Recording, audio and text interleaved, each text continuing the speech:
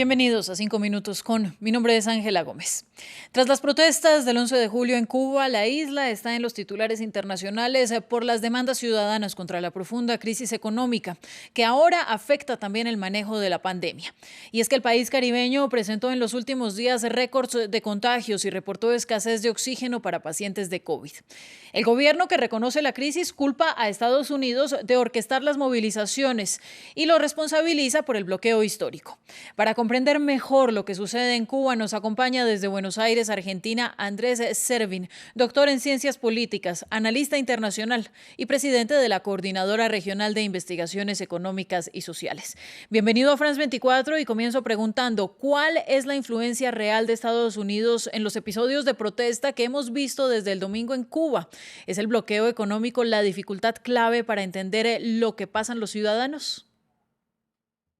Lo que pasa con los ciudadanos en realidad está más vinculado con su vida cotidiana y el impacto de la escasez generalizada, tanto en términos de alimentos como de insumos médicos, y el impacto de la pandemia. Eso ha desatado una situación en donde la gente ha salido a la calle.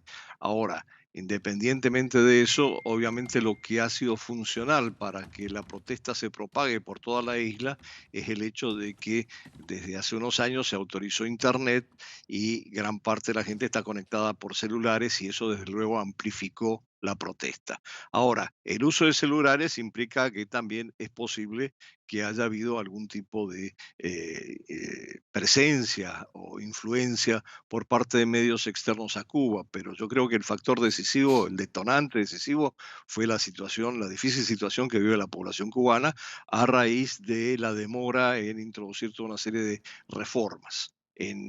Particularmente en el modelo económico de Cuba, que viene arrastrándose desde hace muchos años, muchos años. Señor Andrés, ¿es esta crisis un nuevo reflejo de las protestas sociales que se ven en el resto de países latinoamericanos y que hemos visto desde hace un par de años?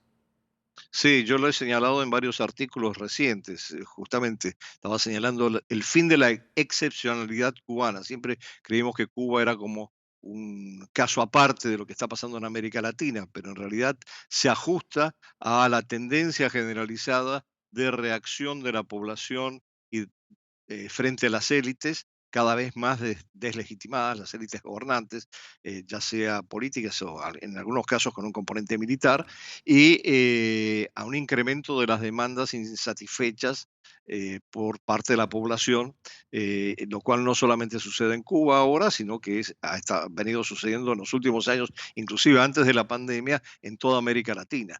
Eh, Consecuentemente, yo creo que cada vez menos Cuba puede ser considerado un caso aparte en América Latina, más allá de la situación de presión y sanciones económicas por parte de Estados Unidos y en términos de los procesos sociales cada vez más identificada con lo que está sucediendo en el resto de América Latina y las tendencias que se están desarrollando. Bueno, ¿diría usted que una de las causas de esta inflamación social es el fin de la era Castro? ¿Se está mermando el apoyo al modelo del Partido Comunista en la isla ahora con Miguel Díaz-Canel al frente?